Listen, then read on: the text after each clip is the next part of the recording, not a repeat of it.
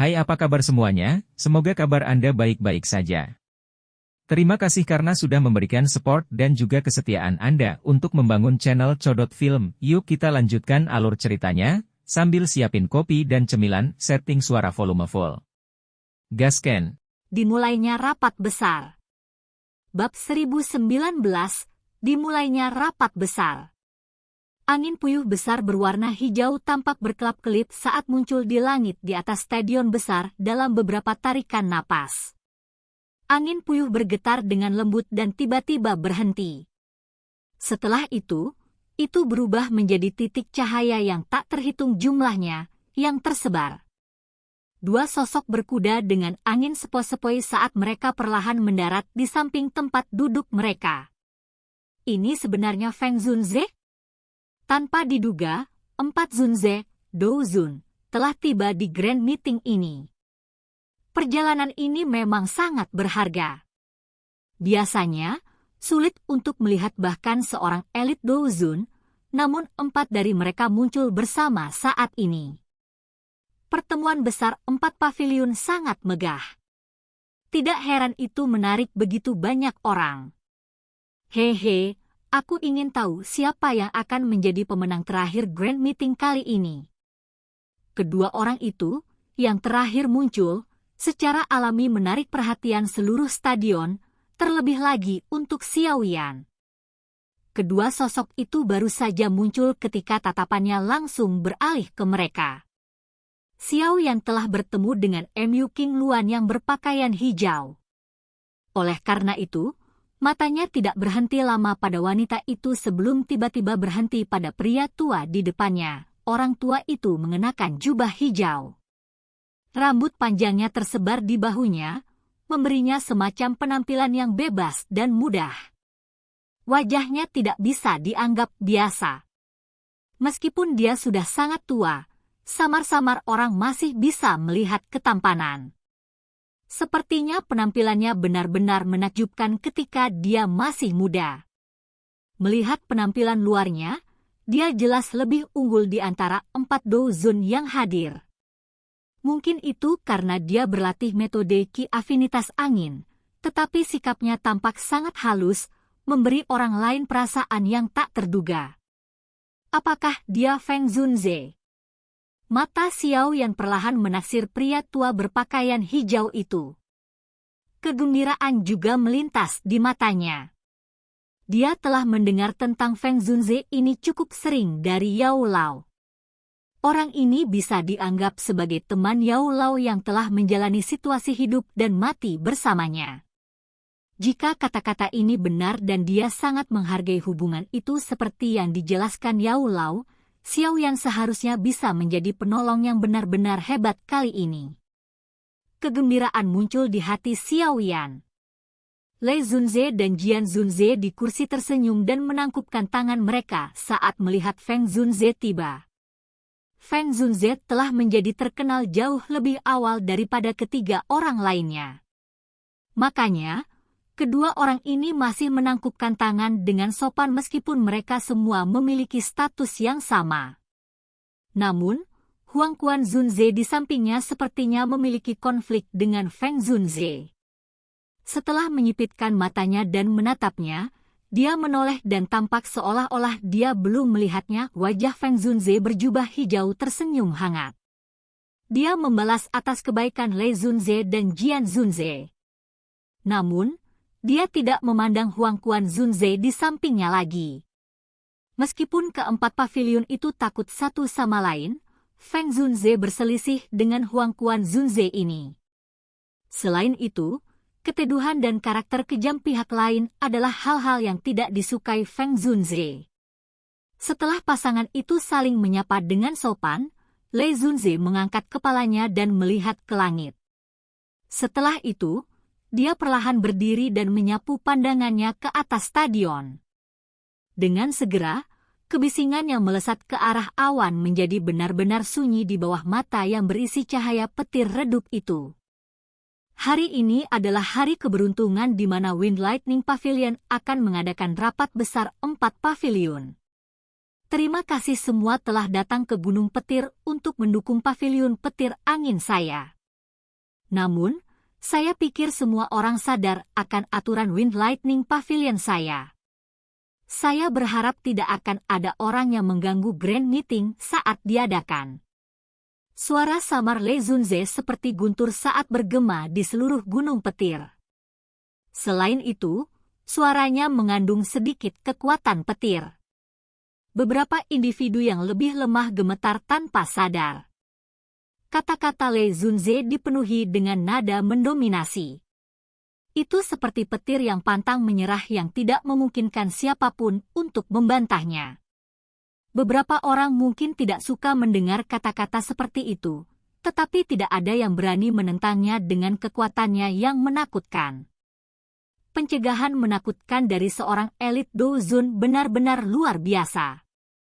Le Zunze hanya mengangguk sedikit ketika dia melihat tidak ada suara yang tidak biasa yang muncul.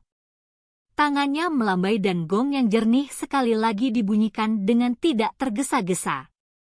Jumlah peserta pertemuan besar 4 pavilion musim ini adalah 53, termasuk 4 murid dari 4 pavilion. Aturan lama akan tetap berlaku. Ini akan dimulai dengan pertempuran yang kacau sampai hanya tersisa 8 orang. Semua pesaing silakan masuk sekarang.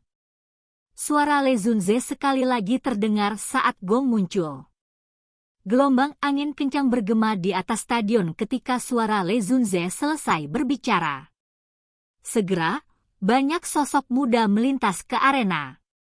Akhirnya, mereka mendarat satu demi satu dan tersebar di sekitar arena. Semuanya waspada. Munculnya orang-orang ini segera membuat Grand Meeting berubah menjadi satu dengan suasana yang sangat panas. Sorakan yang memekakkan telinga melonjak di sekitar gunung dengan cara yang luar biasa. Mereka menyerbu ke langit. Akibatnya, awan gelap di kejauhan juga mulai bergelombang. Mu Qingluan, Tang Ying, dan Wang Chen di kursi VIP bertukar pandang saat para peserta memasuki arena. Setelah itu, tubuh mereka bergerak dan dengan lembut mereka mendarat di arena.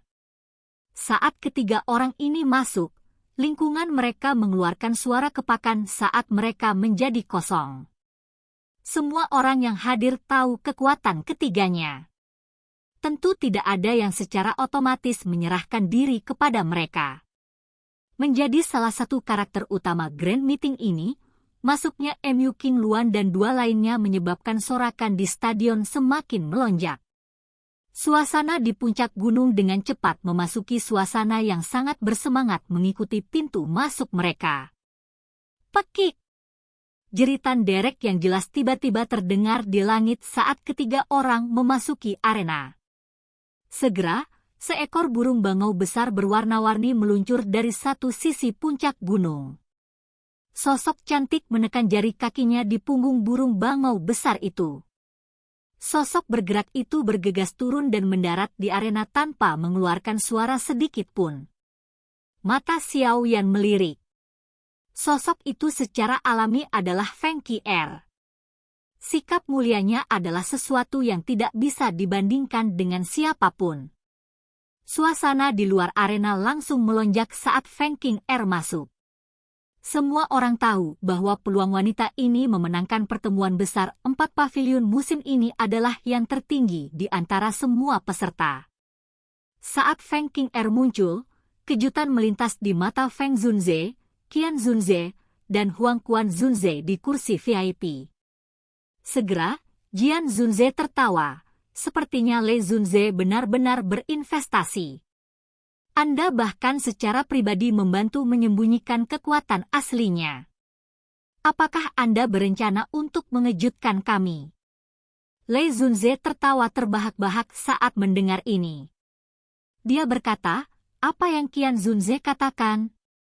Status gadis ini agak unik. Oleh karena itu, saya hanya dapat melakukannya dengan cara ini. Benar-benar tidak ada pilihan lain.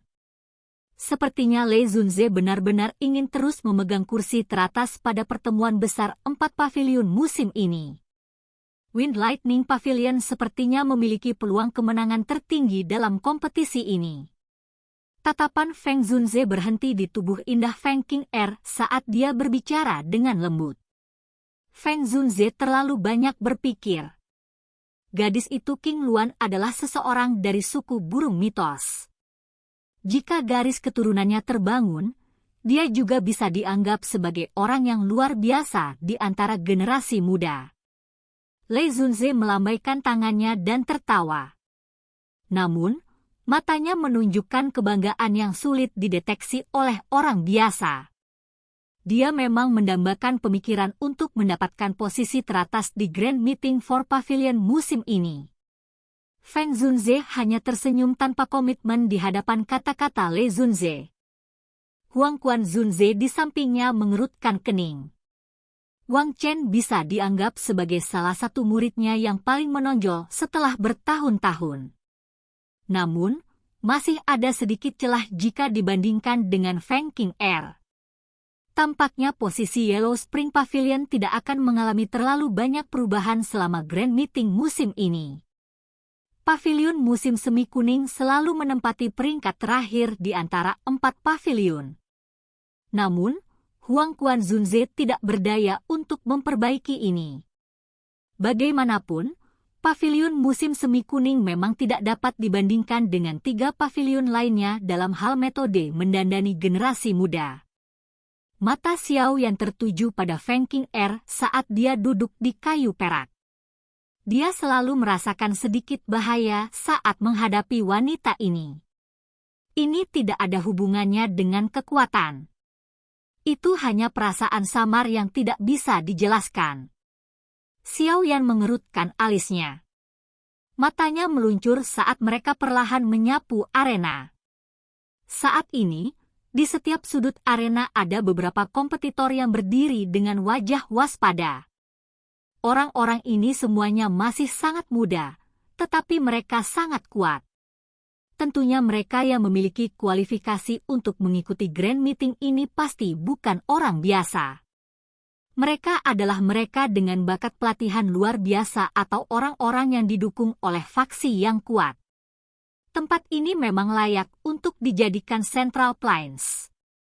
Bahkan di wilayah Black Corner, orang akan kesulitan menemukan beberapa Dou Huang muda. Tidak disangka bahwa 4 pavilion Grand Meeting telah menarik begitu banyak dari mereka. Xiao Yan mendesah pelan. Central Plains memang layak menjadi bagian dari benua Douqi dengan orang-orang terkuat. Tempat ini dipenuhi dengan banyak talenta. Tidak ada yang tahu jika tiba-tiba akan ada kuda hitam lengkap muncul. Sementara Xiao Yan merasa kagum, tatapannya yang berubah tiba-tiba berhenti. Ya, yang terkejut keluar dari mulutnya. Tempat di mana mata Xiao Yan berhenti secara kebetulan adalah sudut arena. Ada sosok berpakaian hitam di sana. Punggung orang ini menghadap Xiao Yan. Meskipun jaraknya sangat jauh, Xiao Yan merasa punggung ini agak akrab karena beberapa alasan yang tidak diketahui. Xiao Yan sedikit mengerutkan kening. Dengan kekuatannya saat ini, perasaan familiar semacam ini tidak akan muncul tanpa alasan. Sementara Xiao Yan merasa tidak pasti, pria berpakaian hitam itu mengepalkan tangannya, dan tombak panjang muncul dan muncul. Tubuhnya juga secara tidak sengaja bergeser, memungkinkan Xiao Yan untuk melihat garis luar wajahnya. Xiao Yan tercengang sesaat saat melihat wajah yang dikenalnya dari samping.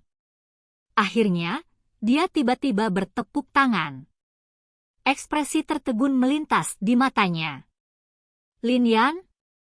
Apa yang dilakukan orang itu di sini?